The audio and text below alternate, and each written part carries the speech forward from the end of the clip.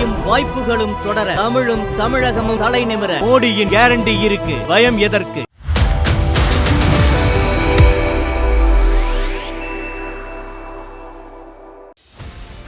ஜாஃபர் சாதிக்கிற்கு விரைவில் ஜாமீன் மனு தாக்கல் செய்யப்படும் என அவரது வழக்கறிஞர் பிரபாகரன் தெரிவித்துள்ளார்.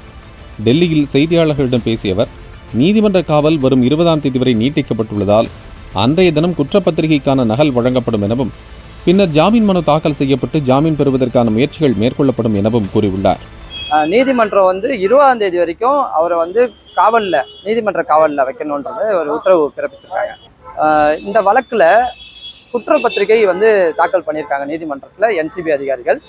அந்த குற்றப்பத்திரிகை மேலே ட்ரையல் கமெண்ட்ஸ் பண்ணுவாங்க. அது 20ஆம் தேதி குற்றப்பத்திரிகையினோட நகல்கள் இந்த குற்றம் சாட்டப்பட்டவர்கள் 5 பேர்களுக்கு கொடுப்பாங்க.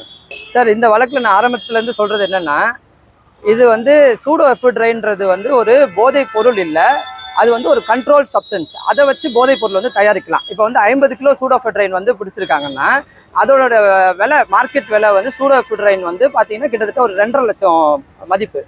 அந்த வழக்கில் பார்த்தீங்கன்னா இப்போ குற்றப்பத்திரிகை தாக்கல் பண்ணிட்டாங்கன்னா ஆல்ரெடி இந்த அக்யூஸ்ட் 5 பேருமே they have rights to file bail petition. அவங்க பிணை மனுவாக போடலாம்.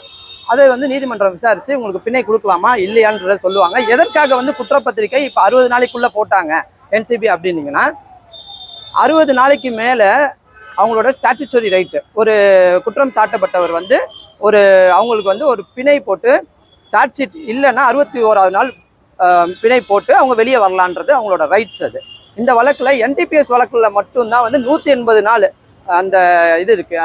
180 டேஸ் இதில் அப்ளை ஆகாது. இதில் 60 டேஸ் தான். ஏன்னா NCBயே இப்போ குற்றப்பத்திரிகை தாக்கல் பண்ணி இந்த வழக்கில் 60 நாளைக்கு மேலே அவங்க ஸ்டாட்டுட்டரி பெயிலில் வெளியே வரலாம். அதை தடுக்கணுன்றதுக்காக ஆப்வியஸ்லி ப்ராசிக்யூஷன் அவங்க இந்த சார்ஜ் ஷீட் போட வேண்டிய கட்டாயம். அதனால 57ஆவது நாள் குற்றப்பத்திரிகை தாக்கல் பண்ணியிருக்காங்க. இந்த வழக்கில் இந்த 5 பேருமே பிணையில் கூடிய சீக்கிரம் வெளியே வருவாங்க. அவங்களுக்கான ரைட்ஸ் அவங்க பிணை மனு போட்டு நீதிமன்றம் அதை அக்செப்ட் பண்ணிட்டாங்க, பிணை கொடுத்தாங்கன்னா வெளியே வருவாங்க.